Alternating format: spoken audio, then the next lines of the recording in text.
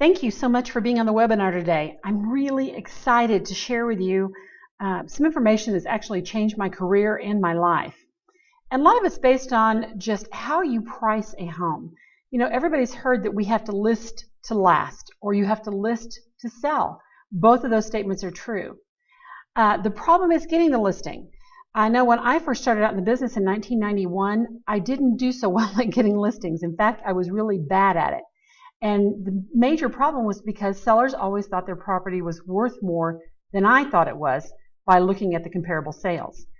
And one of the things I've realized is that it's extremely important. In fact, it's the most important thing you can do in using Take That Listing is to get the right comparable sales. Because if you don't have good comps, you don't have good numbers.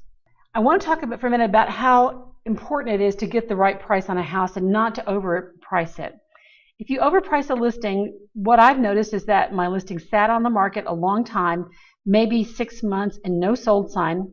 And didn't like that because people, I don't want people associating my name with the house that didn't sell. Sellers and friends and neighbors, if I sell their house quickly, they tell their friends and family. If I don't sell their house during the whole listing time, they tell everybody they can hear of that I did a bad job. You can spend a lot of time trying to sell a house and you can spend a lot of money marketing it. But the fact of the matter is, if you don't have the right price, your house isn't going to sell. And on top of that, you can get frustrated and angry sellers. They're upset about having to pack up their house and get out every time there's a showing. And they're frustrated that, probably a little bit ashamed that, gosh, why isn't my house selling? What I've seen too is that a lot of times when that happens, the second agent, my term of the listing will be up and they'll hire the second agent who will take it at a good price and get paid. And here I am out hundreds of dollars, angry phone calls, emails, and nothing to show for it. What I realized is that I had two problems. One is I didn't know how to choose comparable sales.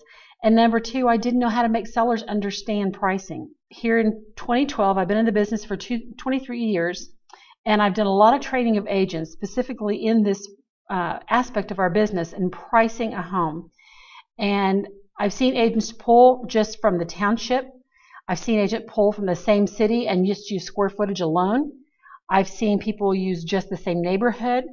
I've seen people compare 2 stories to ranch homes and houses to having houses with basements to comp a house that doesn't have one. These are not good things. I want to stress how important this is as strongly as I can, that you have to have the right comps to get the right value and Take That Listing work to the best extent it can. So rather than just doing what I used to do, which was show sellers 3 MLS sheets and kind of talk about the different values that, this house has in a roof and yours doesn't, what we're going to do is we're going to set it up in a logical format so they'll understand why you got the comparables you got. And then I'm going to share with you a step-by-step process that will make you a very effective and successful listing agent. When I'm going to present a home, I usually do it in a 2-step format, meaning the first call I'll go and have the seller walk through the house with me. And I asked them at the door, I said, now as we go through, tell me anything you've done to upgrade or improve the property. And also, if you would, just point out the things you've enjoyed about living here. And I walk through room with room and I take copious notes. For example, if I walked into a living room, I would note what kind of walls it had. I would know the flooring it had. I would note if anything was new. In the kitchen, I'd see if the countertops were old. I'd see what kind of flooring and what kind of condition is in. Are there any leaks in the ceilings? You have to get really good at looking at a lot of information. And then after you've done all that, I go back to my office and I would look for, first of all, the tax assessor information on the house, because that's going to give you, at least here in Indiana, that gives you some factual pertinent information about the square footage per level, what the lot size is, what the taxes are, the exemptions are, legal description. And if you're like me and you've been in the business a while, you notice a lot of times sellers think their house is a certain size and it's not. I bring that tax assessor report with me to the CMA to show them from a legal standpoint, here's what the assessor has on file for your house. It's hard to argue with that. When sitting down with the sellers after I've done all this, I'll sit down with them, I'll say, thank you so much, your house is wonderful. And I will say 2 or 3 things I genuinely like about it. Don't lie to the sellers, tell them the truth. You have a lovely decor, you've got a great backyard. Boy, talk about a great kitchen, here it is. Things like that. Say, but in the process to find out what we think your home should be priced at, we look at how the market has behaved in the very recent past. So what we're going to do is we're going to start broad, and we're going to get more specific and more specific with our criteria till we can come down to the 3 comps that most match your house. And once we do that, we're going to do a side-by-side comparison, comparing feature for feature of what those homes have versus your home, and we'll make dollar value adjustments. First of all, we're going to look at your home, and we're going to look at the others similar to yours in your neighborhood, and that's how we find the most specific 3 sales. After I go over the tax assessor information then, and then I'll look in their neighborhood. Like I live in a neighborhood called Brookshire. Say, okay, now let's look at all the activity that's happened in the past year in Brookshire, the past 2 years. And I'll point out what's active, what's pending, what's sold, what's expired and withdrawn. That's the only time I will pull all statuses, because it's important to show them if the neighborhood has 15 expired over the past year and 2 sales, that's a big red flag to you as an agent that this neighborhood doesn't sell well. You've got a 7.5 to 1 chance that the house is going to expire versus sell. And if you're in that situation, point that out to the sellers. Educate them. Teach them that up front that, you know what, this is an uphill battle, and you're probably going to have to be more aggressive with your price if you really want to get the house to sell. I'll look at the neighborhood and the activity. I'll look at how many actives there are, how many pendings there are, and then I talk about the supply and demand or the takedown ratio. Mr. and Mrs. Sellers, you see right now there's 6 active listings in Brookshire, and there's 2 pendings. Now the pending process is roughly 30 days, and that's the time period where sellers and buyers have come to terms on all points of the purchase agreement, and the loan is being written, inspections are being done, appraisals are being done for preparation for closing. So if 2 houses are pending here every 30 days, which is about the average time period, and there's 6 active listings, that means we have a 3-month supply of homes on the market. That's not too bad. Agents, just for your information, a seller's market is defined as 6 months of inventory or less, a buyer's market 6 months or more. Obviously, the less inventory, the better if you're going to get your listing to sell. Then what we'll do is we'll point out the actives versus pendings and expires and withdrawn. Is there a pattern? If there's no sales after 60 days on the market, and it took the average home 129 days to sell, you need to, not only do you need to know that, your seller needs to know that too, because if they think their house is going to sell in 30 days, you're going to have to adjust what you recommend to them if that's really what they want. You also need to look and see if there's any kind of pattern going on as far as features. For example, I've had a house that had a 2-car garage when it was one of the only ones that had a 2-car garage. Everything else in the subdivision had a 3-car garage. Those are factors that you need to take into account very seriously. And is there a price point that's moving faster? You know, someone may say, I want to get $300,000 for my house. And looking at the comps, is 300 to 325 moving as well as 275 to 300? If one side is moving better than the other, that's something you need to take into account and show the sellers. If it's going to take 129 days on average to sell a property, I point that out to them, and I make sure my listing period is longer than that because I've got to give it a chance to work. After we've done all that, I really focus on what is sold, because that means the buyers have bought, the sellers have sold, the appraisers have appraised, and the bank lent money. People can ask anything they want for their properties. Don't look at actives to set a price, because all of those actives the market has said no to. It's good to look at them in terms of inventory and supply demand, but do not base actives or pendings in our market center. We don't know what it sold for. We know what the list price was, but look at what was actually accepted by the market. So we focus on the solds, and we're going to look at things like Mr. and Mrs. Seller, going back to that. Mr. and Mrs. Seller, we're going to look at the solds because that's the most accurate reflection, and we're not going to go back more than 12 months. We're going to try to get 6 months or less, but we're going to look for the 3 closest sales that have happened in the past 12 months, and we're going to look at the days on the market. We're going to look if the seller had any concessions that they had to make for the buyer, like paying closing cost. We're going to look for any similarities in what the market accepted. And if there's something that I feel like the sellers need to know, I absolutely tell them. Let's say we're back in Brookshire. Mr. and Mrs. Seller, here's all the activity in Brookshire. Now we're going to get more specific. Your house, my house, has 5 bedrooms, 3 baths with a finished basement, and it's on about 1/3 of an acre lot. I would look at all of the same kind of things in Brookshire. And I tell them we're going to compare apples to apples. In the past 12 months, we have to look at how many sold. Where were they on the market earlier, and had they expired at a different price point? What's the average sales price? If there's more than 3 comparables, you have to then get more specific with your criteria. So you're going to keep the same criteria: 5 bedrooms, 3 baths, finished basement, 2-car garage, third of an acre lot. And now we're going to compare even more information. And I tell sellers, this is where we compare McIntosh apples to McIntosh apples. And I bracket. I look at things that are 10% larger and 10% smaller in square footage. I'll look for 3 or 4 years newer, 3 or 4 years older, and I keep the same criteria as before. So the list of sales should have shrunk by now to have a lesser amount of sales to choose from.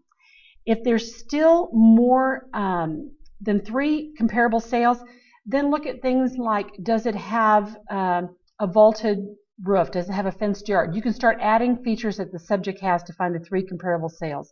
But once you have done that, print out the 3 comparable sales. And this, when you have this printout, that will help you fill out the form that we use to show to the sellers to prove our value. Now that you have the comps, what you're going to do is you're going to show them a program we've come up with called Take That Listing. It's an easy software program where you enter information about the subject and the 3 comparables, and the result is a line-by-line, side-by-side subject to comp comparables that really does prove pricing. And it shows the sellers what the value of their home should be by giving adjustments for the features they have versus the comparables and what comparables may have that they do not. To set this up, I highly suggest you sign up for this. We are at an introductory price of $19.99 a month. Go to takethatlisting.com. You should see a page like this that comes up on the screen, and that is, if you're new to the software, just simply click on where it says sign up and fill out the information in this column. This will have things like your login and your password that you will assign to yourself, and all of your information that will be reflected on the CMA. Once you've signed up, the next time you come in to log in, just simply click your username and type in your password and log in. This is the CMA Center, and this is where you're going to begin your side-by-side comparison to show to the sellers. I'm going to start a new CMA, and you'll notice a 1-page form. This form is pretty much the same for the subject property as well as the comparables. Anytime you see an asterisk, that means that form, there's just 2 of them there, that has to have something in there. So if it doesn't work, that's the first place to look. It will not work unless these mandatory fields have been filled out. Just simply type in this information. Then when you get to the part, you see all these radial buttons say no. If your subject property has a feature, like say my house has a screen porch, I just click yes. My house has a new roof. It was done a year and a half ago. I say yes. A fenced yard, a storage shed. It can be whatever. I can go over here and say I have new solid surface. I have a new heater and air conditioner. Now you'll also notice some drop-down bars.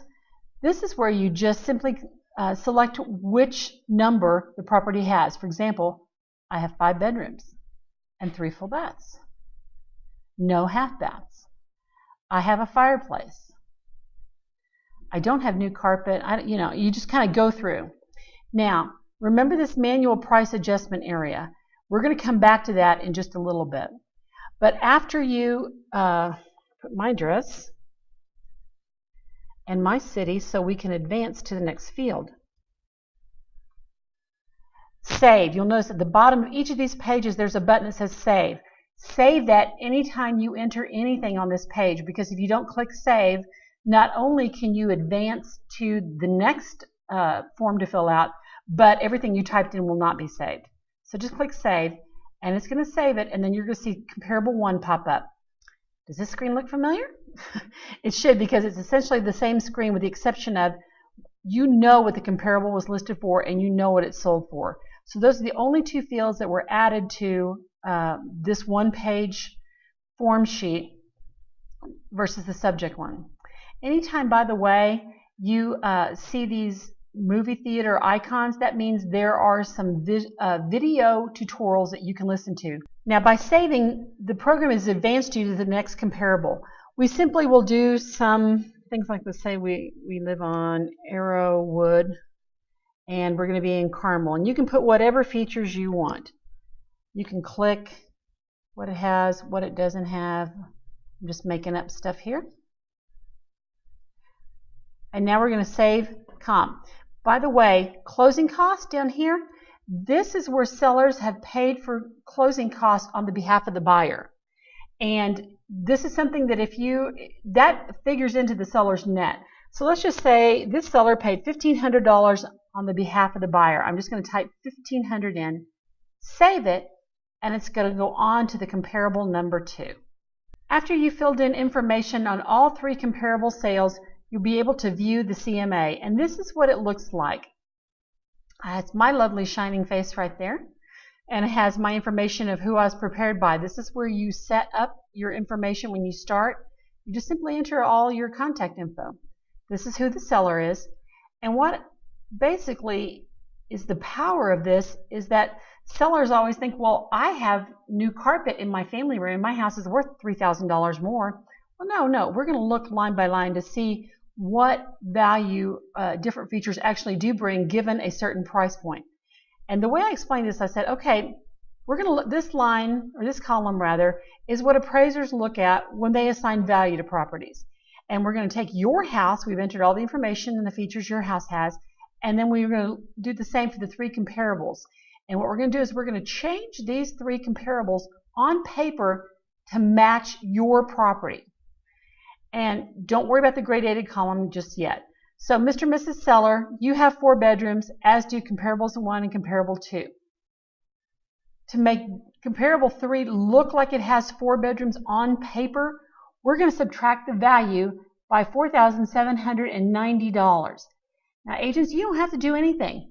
The information in this gradated column, that's done for you by the program. So don't worry about this. This is where the industry metrics that we've developed came from out of 15 years of research. But it's real powerful when you can show this to a seller. And let's say, like, here's one, there's a positive value. Mr. and Mrs. Seller, you have 1 half bath, as does comparable 1. But comparable 2 and 3 do not have a half bath. To make these 2 properties look like they have the half bath, we're going to add the value of a half bath by $1,750. And you basically just go line by line and then just saying, to make this property look like yours, we're going to add or take away value. Obviously, the green is where you add value, and the red in parentheses is where value is taken away. Now, if you go to the square footage portion here, we know that, Mr. and Mrs. Seller, your house has 2874 square feet. This one has 2980,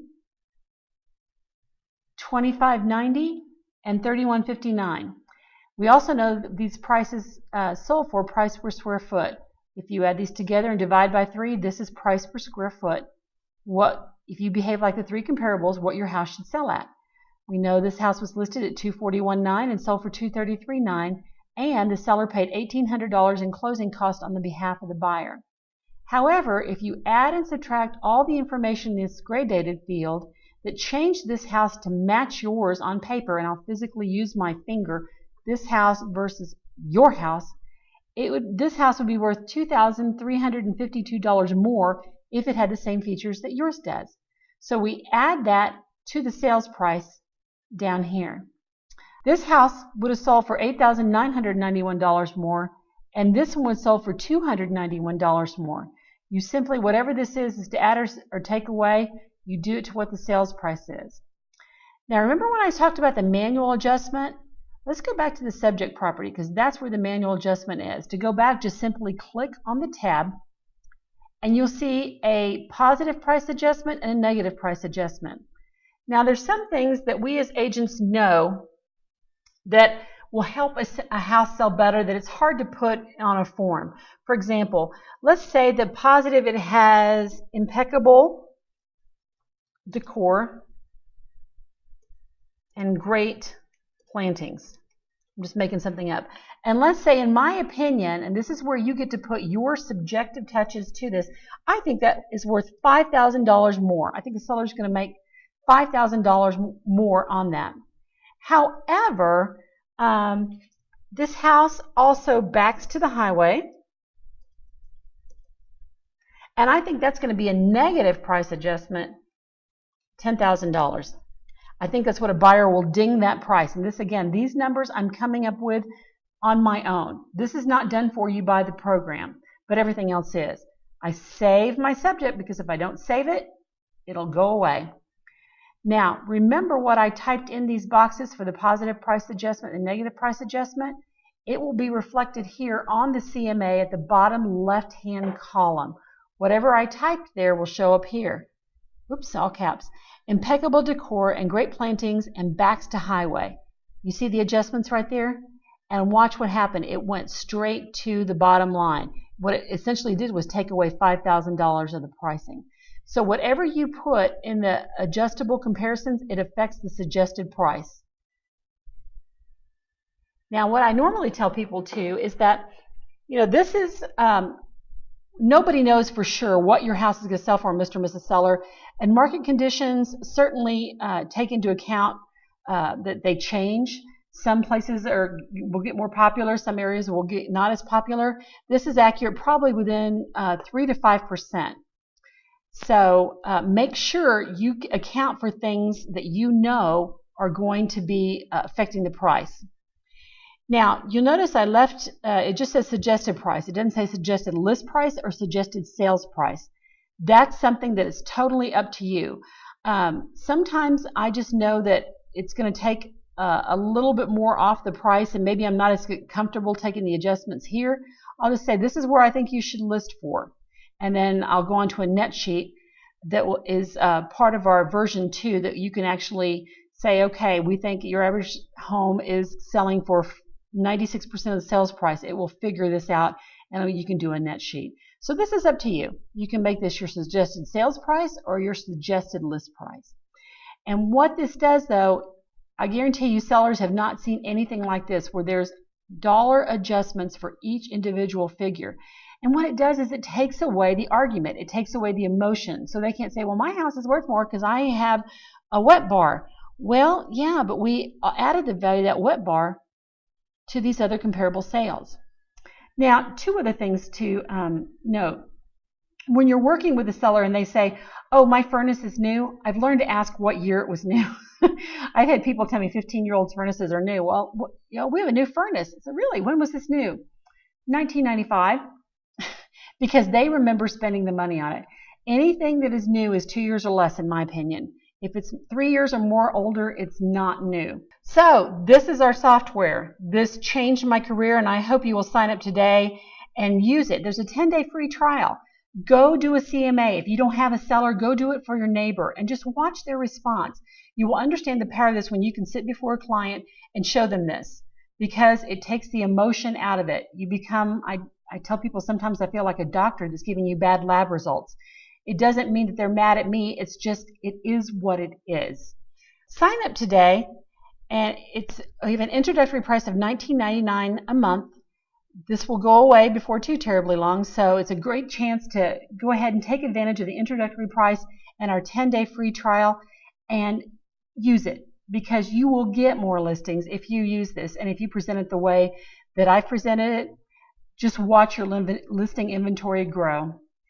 Again, this is Beverly Fast Sinclair with Take That Listing. I am happy to help you in any way. Simply, if you have any comments or you want to have any questions, please go to listmorenow.com. That's the blog that's associated with Take That Listing, listmorenow.com. We'll be having regular video tutorials, educational forums on the site, as well as asking questions. We really want List More Now to be a center of a forum of agents who are serious about growing their business and succeeding at the highest level they possibly can. So we'll be tossing around ideas and hope you will join us there.